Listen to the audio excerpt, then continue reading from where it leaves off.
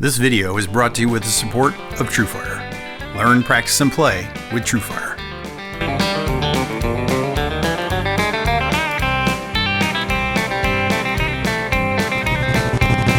Hi, this is Keith Williams. Welcome to 5-Watt World, where we're interested to help you get the most music from the least gear. The Telecaster is where it all began. The first mass-produced solid-body electric guitar. It's no wonder guitarists often say, Leo Fender got it right the first time. From rock to jazz, any type of music you can imagine, it's been played on a Telecaster.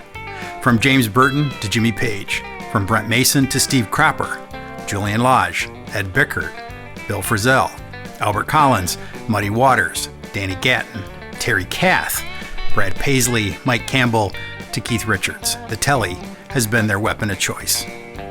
I think it's fair to say that the top spot of greatest electric guitar of all time might be a three-way tie, but the Telly was first, and for many, it was the last guitar they ever needed. So if you've always wondered about Esquires, Broadcasters, Nodecasters, and Telecasters, you're in the right place, because this is the updated 5-Watt World short history of the Fender Telecaster.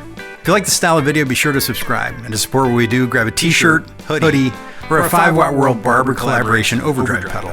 To become an even bigger part of 5-Watt World, sign up for the Friends of 5-Watt on Patreon. There's a friend level to suit any budget. And if you're a musician who's always wanted to have your own YouTube channel but didn't know where to start, buy my YouTube Mastery for Musicians. It's all the things I wish I knew when I started. All the links are in the description. Across the time from 1948 to 1950, the prototypes of the Fender Broadcaster guitar were coming together. Fender had been building lap steel guitars for a few years, but this would be their first Spanish-style guitar, one that sits on your lap to be played. Interestingly, the manufacturing and marketing distribution for Fender instruments was done by two separate companies: the Fender Electric Instrument Company, run by Leo Fender, and the Radio, Television, and Equipment Company, run by Don Randall. This dual structure often comes into play in the history of the Telecaster. Fender had a successful business selling lap steel guitars and amplifiers, and it was decided that the new guitar would be a solid body as well. Of course, other electric guitars had been built before, but they were mainly hollow body acoustic guitars with pickups added. Over at Gibson, these had been dubbed electric Spanish or ES guitars. The Spanish designation was necessary to differentiate them from the electric lap steel guitars that were so popular at the time. In the fall of 1949, this all came together in a prototype instrument built with the help of George Fullerton, who had worked out the body shape. The body would be recognizable as a Telly to any of us today, but the peghead showed its lap steel roots with its 3-on-a-side tuning machines. The body was pine and was painted opaque white with a simple black pickguard below the strings. Later that year, the peghead would be replaced with the now famous 6-on-a-side design that is the Fender signature to this day. It was also around this time that the pickguard was redesigned to the one we all recognize now. Leo Fender would take the prototype down to clubs and try to get the guitarists in the band to take a look at it on their break. Leo very much wanted to release a 2-pickup instrument and worked tirelessly on the design of the front pickup and the switching circuit. But the marketing folks pushed to introduce a single pickup model first. So the Esquire was born, coming into Fender's catalog in the spring of 1950. It was launched alone, with no mention of a 2-pickup version to come. The wiring on those early Esquires was quite interesting. The 3-way switch's front position had a preset bassy jazzy tone from a capacitor that was mounted there. The middle position was the pickup with the tone control, and the rear position was a lead sound with no tone control, the pickup wired directly to the output jack. For this reason, the early Esquires have a reputation as real screamers on that back position.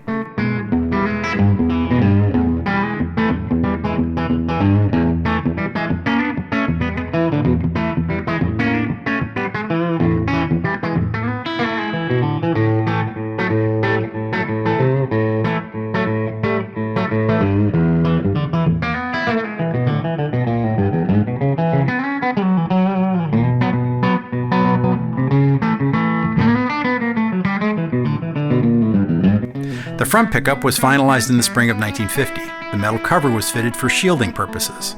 And so by 1950, Fender Electric Instrument Company was ready to release their 2-pickup instrument, the Broadcaster. That July, the Esquire was displayed at the NAMM show in Chicago. According to trade magazines at the time, the Esquire was listed for $139.95, and the case was $39.95 extra. The Esquire was released first, but Leo and George began selling 2-pickup guitars from their workshop in the summer of 1950. These earliest guitars can be identified by the one-piece maple neck without a truss rod. In the fall of 1950, the 2-pickup Broadcaster was officially released for $169.95, plus $39.95 for that case. Unlike the first Esquires, the late 1950 broadcasters were fitted with a truss rod, installed from the back, and filled in with a contrasting walnut stripe, creating the skunk stripe we're familiar with on the back of the neck today. A string guide for the B and E strings was also added to the headstock next to the silver spaghetti Fender logo. The total number of broadcasters produced is hotly debated. Estimates run from 50 to 500.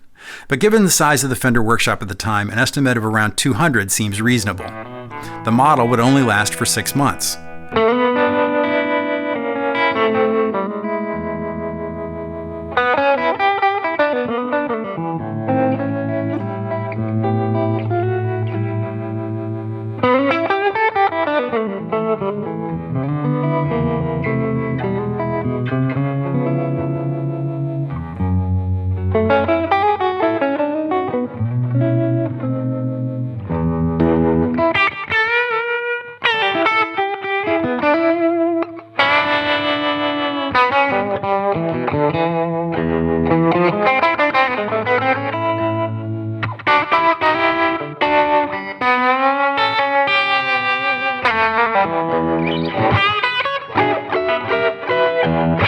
Early in 1951, just when things were ramping up on the production of the Broadcaster, the Gretsch Company sent a telegram informing Fender that they had a trademark for the name Broadcaster for some of their banjos and drums, and asked Fender to cease using the name. Being a very small company compared to the well-established Gretsch, Fender decided to drop the name and come up with a new one. The early 50s had seen an explosion of television in the U.S., so Don Randall in marketing stirred the Broadcaster name with the excitement around television, came up with the name Telecaster. Between the time of Gretsch's telegram coming in and the new headstock stickers coming, Fender continued to build guitars. In the sort of practical move that Leo would be famous for, he simply clipped the Broadcaster name off the Fender decal and put that on the headstock. So for a short time in 1951, the guitars went out without a specific model name listed. These guitars have become known as no-casters. As a sidebar, it's sometimes difficult to specifically date old Fenders because they would often build bodies and necks and then let them sit in the rack for months before pulling them down and putting them together in a single guitar. Company records were spotty as the shipping records and distribution don't tell the story, as Leo wouldn't hesitate to sell a guitar to a visiting musician right off the factory floor. The construction of the Telecaster was influenced by Leo Fender's background in repair work. It's the reason he decided on a bolt-on neck, something that had not appeared on a production electric guitar before. He believed that if a neck needed to be repaired, it would be much easier to remove the neck and ship it back to the company separately. It also didn't occur to Leo that a neck would be refretted. Rather than going to the expense of refretting the neck, he believed he'd simply remove the neck and bolt on a new one. The necks were made with a single piece of maple. Leo decided it would have a scale length of 25.5 inches, the same as many flat-top acoustic guitars. Many of us think of 25.5 inches as a Fender scale, but it was in fact the existing scale of some of Leo's favorite guitars. Leo had always been experimenting with new pickup designs, and he was anxious to capitalize on the sound of his successful lap steel guitars. He'd settled on using separate magnets or pull pieces for each string. In a 1978 interview, he told Guitar Player magazine, "I think that perhaps I was the first one to use separate magnets for each string. I found that the notes didn't all run together. You could get more of an individual performance off each string that way." He wanted to make the pickup height adjustable, so a player could modify the balance between the treble and bass sides of the pickup. And so the bridge pickup was mounted in the bridge with 3 screws, and the neck pickup was mounted on screws beneath the pickguard. He also wanted the new bridge design to improve the intonation adjustment. Other electric guitars had wooden bridges that floated on the top, and to adjust the intonation, you simply moved it back and forth. Leo designed a bridge with 3 saddles that could be moved both back and forth and up and down to match a player's preferences. The large plate of the metal bridge assembly helped with additional shielding for the electronics. Most people would agree that the bridge pickups mounted to this plate is the thing that makes a Telly sound different than any other guitar. It's clear that Leo believed this as well, because it was this part of the Telecaster that Fender applied to patent in January of 1950. For this reason, the earliest guitars sold had a patent pending stamp on the bridge plate. Both the Esquire and the new Telecaster model were displayed at the NAMM show in Chicago in the summer of 1951. Famous players of early broadcasters include Waylon Jennings' original leather-covered 1950, and by many accounts, Billy Gibbons played a broadcaster on the tune "Jesus Just Left Chicago." The Telecasters then retained most of those original broadcaster features until the mid-1950s. Interestingly, in 1952, the standard Telecaster pickup switch circuit was similar to an Esquire, with the front pickup with a deep bassy tone capacitor, Middle position was the front pickup with the tone control, and the back position bridge pickup with tone control. The most prominent feature of these early T-shaped guitars is their yellowed blonde butterscotch finish and black pickguards, giving rise to the moniker Blackguard Tellys. The current wiring for Telecasters with neck, both, and bridge wouldn't be adopted until 1967, even though many guitars were modified by players to this configuration in the years in between. By 1953, with the end of the Korean War in sight, Fender was having trouble keeping up with the demand for their guitars. Though country and western swing players are the majority of their market, electrified blues coming out of Detroit and Chicago was coming on strong. A young McKinley Morgan Field, aka Muddy Waters, began using a Telecaster. Both B.B. King and Clarence Gatemouth Brown also were pictured using original Blackguard Tellys. Over time, there have been a bevy of famous 53 Telecasters in the hands of important players. Roy Buchanan's guitar, Nancy. Vince Gill's 53 Blackguard has been his main guitar for most of his career. Keith Richards' either 52 or 53 Telecaster with a humbucker added in the neck position is nicknamed Macabre for a character in a Charles Dickens novel. And Danny Gatton's 53 fitted with Joe Barton custom pickups showed us that you can do it all on a Telecaster. The earliest pickguards were fiberboard impregnated with phenolic resin. They were then sprayed with lacquer to give them a glossier finish. When worn through, you can see the telltale Blackguard wear spot on the treble side of the guard.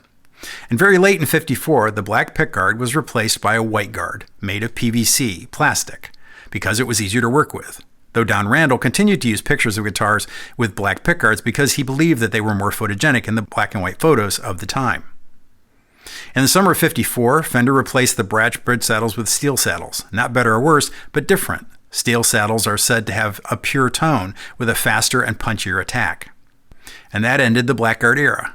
See my video on Blackguard-style Telecasters for much more detail. Bruce Springsteen's Esquire is said to be either a 53 or a 54 with an added neck pickup, although some believe that its more V-shaped neck implies that it's a guitar from 56 or 57 with the white pickguard swapped out to black.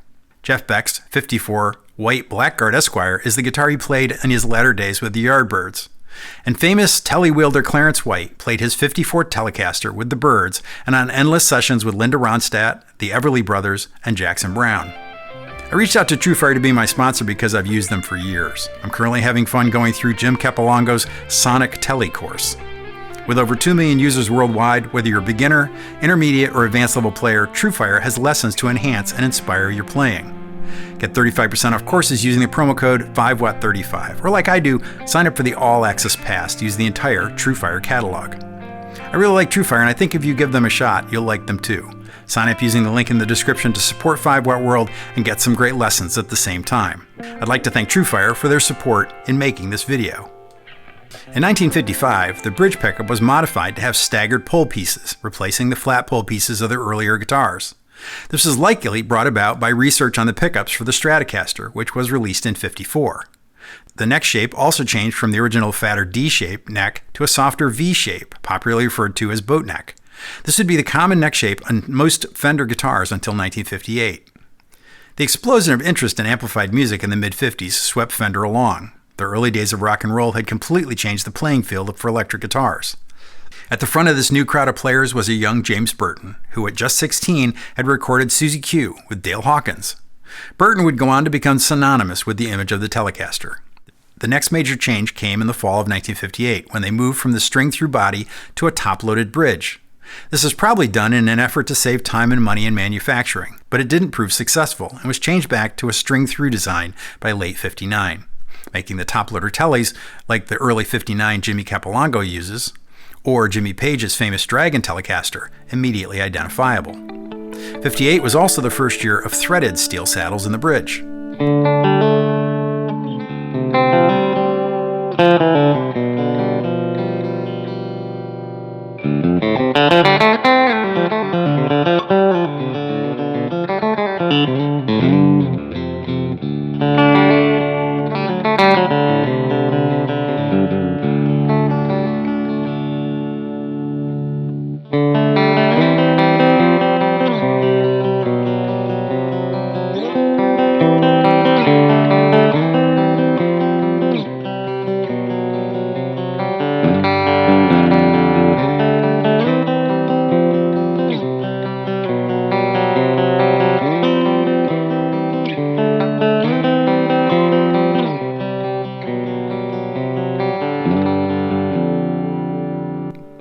Citing the use of rosewood fretboards by other manufacturers, they believed that they seemed like a premium feature.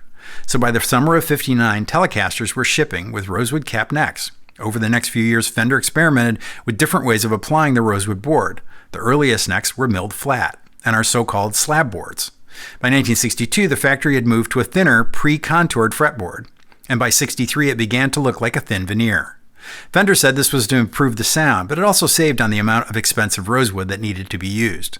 The guitars certainly sound different, so perhaps both stories are true. The move to a separate rosewood board also allowed the truss rod to be installed from the front, removing the earlier skunk stripes from the back of the neck. The 1959 NAMM show also saw the introduction of the Telecaster and an Esquire custom models. Designed as a deluxe version, it featured a 3-tone sunburst body bound in white. In addition, this is one of the first uses of alder for Telecaster bodies. The move to alder seemed to be financially driven, but its even grain was great for the sunburst finish on the custom models. Except for their bodies and finish appointments, the customs were in every way like the other '59 Tellys. It was also in '59 that the pick guards transitioned to a white-black-white 3-ply made of cellulose nitrate or celluloid. The pick guard changed from a 5-screw to an 8-screw design to give it a tighter fit. Compared to the earlier single-ply pick guards, the celluloid guards had a greenish hue. Often attributed to aging, this is mostly due to the nitrate material used, and even when brand new, they would not have looked pure white. The nitrate's greenish guard was used until 1965, when the highly flammable material was replaced with plain white plastic. Andy Summers of the Police uses a 1961 Telecaster. Steve Cropper played a '56 Esquire on Green Onions with Booker T and the MGs, but he's better known for his blonde 1963 Telecaster on which he played the majority of the Stax Volt sessions. Mike Bloomfield also played a blonde 1963 Telecaster on Bob Dylan's Like a Rolling Stone. These recordings and images of Bloomfield with that white Telly are so iconic that Robin Ford, a lifelong Bloomfield fan, has said that it influenced his decision to buy his own 1960 white and rosewood Telecaster. Albert Collins famously played his 1966 Telecaster with a maple cap neck, with a Gibson humbucker pickup in the neck position. And the 1960s saw James Burton backing Ricky Nelson on the weekly Ozzie and Harriet TV show. Guitarists would tune in just to try to steal his Telly-driven licks. The 60s were a big time for custom colors, and the Fender catalog had even gone color in '58-'59, driven by automotive colors of the era. Fender adopted the original DuPont Duco names for many of the colors. Sonic Blue, Fiesta Red, and Surf Green are among the more commonly used examples. Wrestling with some health issues in the early '60s, Leo, after 2 decades of success, decided to sell the company. Don Randall was given the job of looking for a buyer, and this led to negotiations with Columbia Broadcasting Systems, CBS. Both the instrument manufacturing and marketing distribution branches of the company were sold to CBS on January 5, 1965, for a reported $13 million. There's a stigma attached to the guitars sold during the CBS years, a sense that the quality in both the guitars and the amps slowly lessened over time. The F-stamp neck plates delineates that line in Fender history. The consensus is that the quality began to slip. A new factory was built next to the old one, and in 1967 the Kluson tuners were replaced with Shailers. In '67, the wiring was finally changed from the classic '50s style to the more modern true 3-position circuit, and a bigger television-friendly logo was adopted on the headstock. The folks at CBS were anxious to capitalize on the history of the senior member of the Fender line, and embarked on many new variants and options. They produced some Tellys with black body binding, mostly on lighter finishes. They made a factory-installed Bigsby available and used a special top-loading bridge for these tremolo-equipped guitars. A famous user of the late '60s Telly, Joe Strummer of The Clash, played a 1966 black and rosewood board guitar. Around '67, Fender began to experiment with ways to make the Telecaster lighter. This started with removing wood from underneath the pickguard, and a few of these smuggler Tellys were made over the summer of 1967, but these didn't find any friends inside or outside the company. So the search continued on until the Telecaster Thin Line was released in mid-1968. It was a success, with a body that weighed about 30% less than a typical '60s Ash Telecaster. Hollowed out from the back and sporting a single F-hole, except for the thin-line body and repositioning the controls and the pickguard shape, they are in many ways the same as every other Telly of that time. To emphasize the natural wood grain, the guitars were released in natural ash or mahogany finishes with a 2-piece maple neck, and later were also made in sunburst. 1968 also saw the introduction of the paisley red and blue flower finishes, both achieved by clear coating over wallpaper glued to the top and back of the guitars.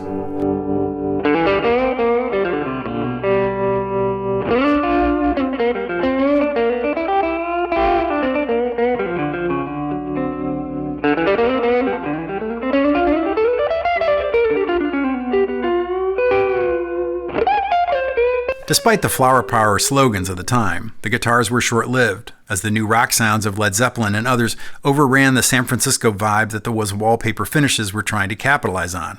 Of course, this finish has gone down in history as the one that James Burton played for so many years with Elvis Presley and others, and much more recently used appropriately enough by country star Brad Paisley, whose #1 guitar is an original '68 pink paisley. Another innovation of the early CBS years was the Rosewood Telecaster. Originally built as a special design for George Harrison of the Beatles, it was clearly an attempt to put a Fender in the hands of the most popular band in the world and to grab some of the share of the exposure that Gretsch and Rickenbacker had enjoyed. Harrison played the guitar very visibly on the sessions for Get Back.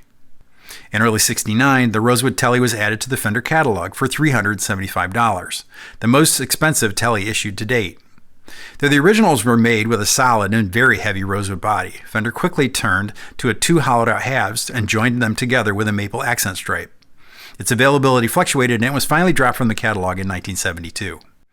In the late '60s, demand for maple fingerboards led to maple cap necks, and by '69 the optional maple fingerboard had given way to a one-piece maple neck again.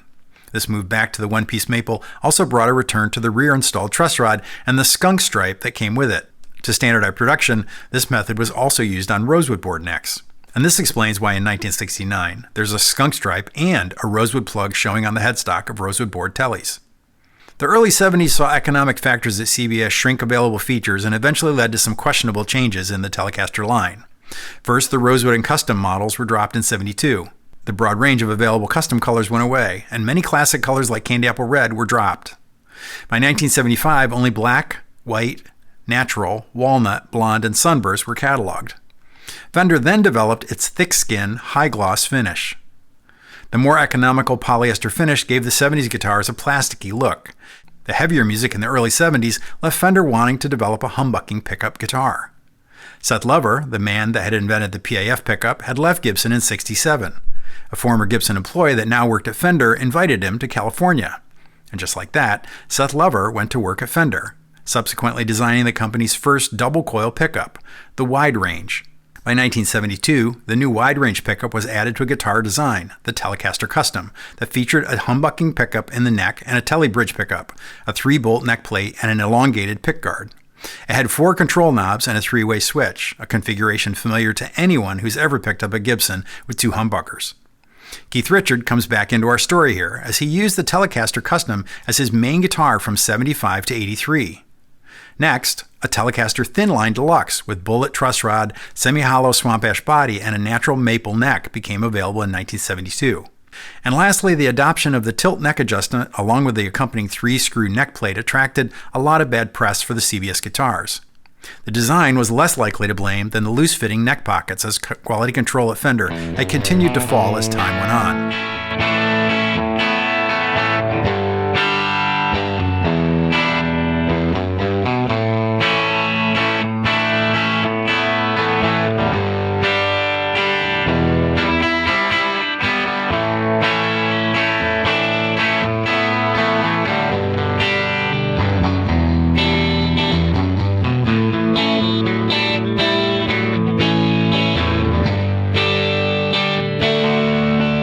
And then in 1973, to continue expanding its line, they released the Telecaster Deluxe with 2 humbucking pickups.